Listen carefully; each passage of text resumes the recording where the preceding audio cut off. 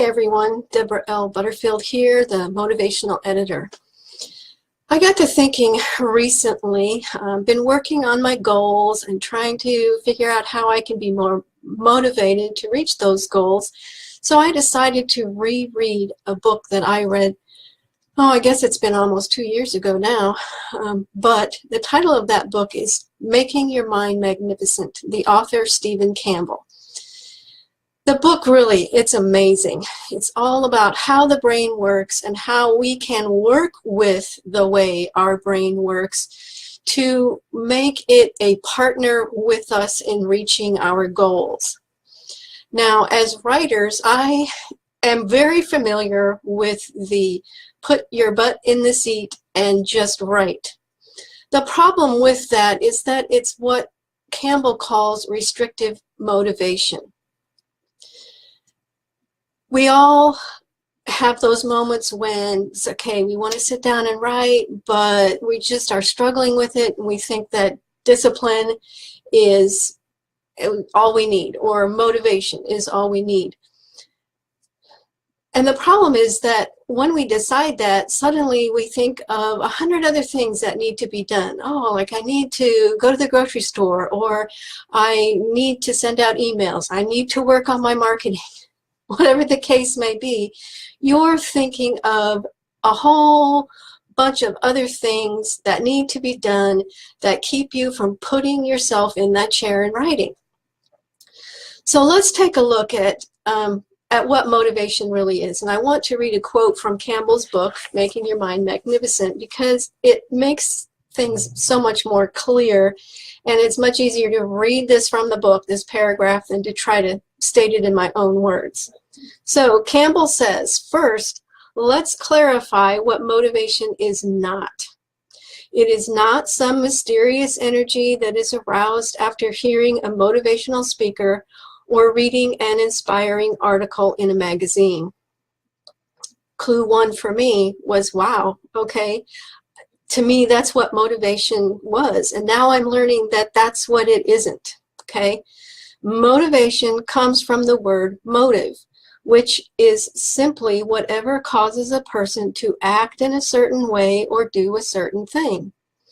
In the context of talking about goals, motive is the reason behind your goals. So when we set goals to sit down and write, say, 1,000 words a day, we've set that goal because we want to get a book written. The question that you need to ask yourself then would be, why am I writing this book? The tactic of our brain when we sit down to do that writing and struggle with doing it and finding ourselves thinking of hundreds of other things that we could be doing, or finding ourselves procrastinating, or sitting down and just staring at a blank page, or maybe kind of just halfway doing that writing, is simply the fact that our brain doesn't like change. And our brain doesn't like to be forced into doing something. Okay, that's where the term restrictive motivation comes in. Campbell explains it in this way. If I was to put my hands up like this and you were to push against my hands, my natural reaction would be to push back. That's exactly how the brain works. When you are working toward making change in your life, your brain is naturally going to push back. It doesn't want to change. So we have to create a way to convince the brain to partner with us in making that change. So we've talked about, I talked about the procrastination and doing lazy work, the 100 other things that you might think of. Campbell terms that as creative avoidance. And when I read that paragraph, I thought, oh my gosh, that happens to me all the time. I will do it even when I have to think about doing chores around the house that I really don't like, yet I know need to be done. I will procrastinate in doing them, or at the same time, I'm thinking of a lot of other things that might be a little more pleasant to do other than that one item.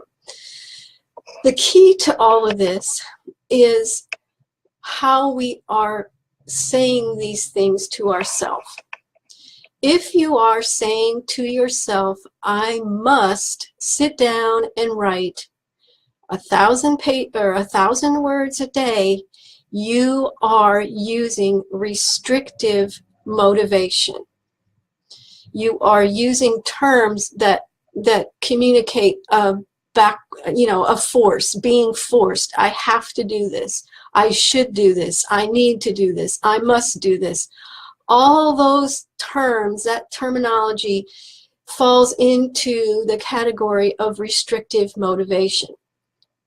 We need to shift our minds to what is called constructive motivation. So even in that, when I said just now, we need to, even that is restrictive motivation. So I want to find a different way to even say that. And that is the key right there, is that I want to, or I get to. The fact that I am a freelance editor and freelance writer who works from home means that I get to sit down every day and dedicate a certain amount of my time in writing my own books. But the fact is that I really struggle with doing just that thing. And it's not a matter of discipline. What it is, it's a matter of self-image and a matter of other things that I'm telling myself that puts my brain into the mode of procrastination or creative avoidance. And so I'm working in trying to learn what it is about myself and why I feel like it's not going to matter. You know, if I sit down and write a book and publish a book, my constant question is, well, who's going to read the book? I have a self-image that constantly is telling myself, why try? And I want to overcome that. So I want to find constructive ways to help my mind overcome the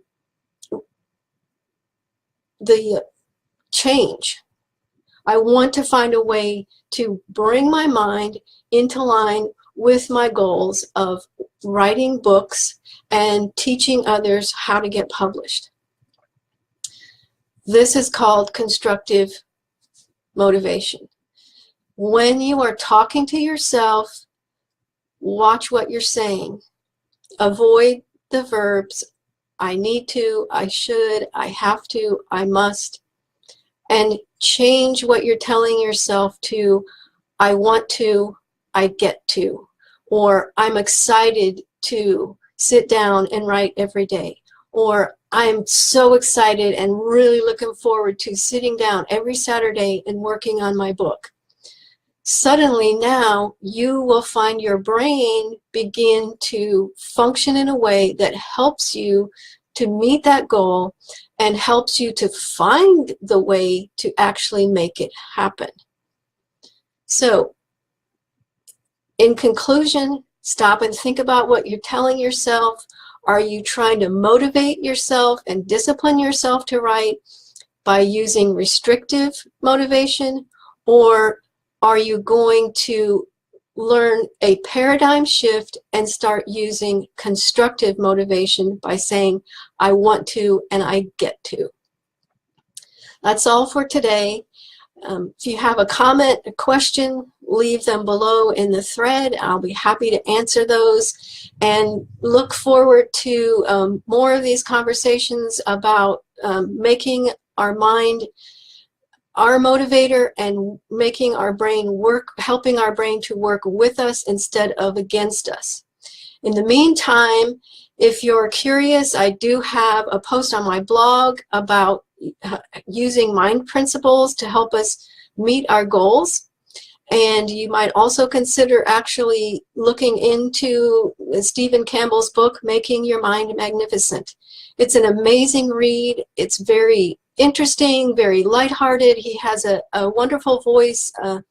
Campbell is a college professor. He does know what he's talking about. And there's been an amazing amount of research and knowledge learned in the last 10 years about how the brain works. And we can, as writers, actually use that knowledge to help ourselves be motivated and more productive and more successful. For now, have a great day.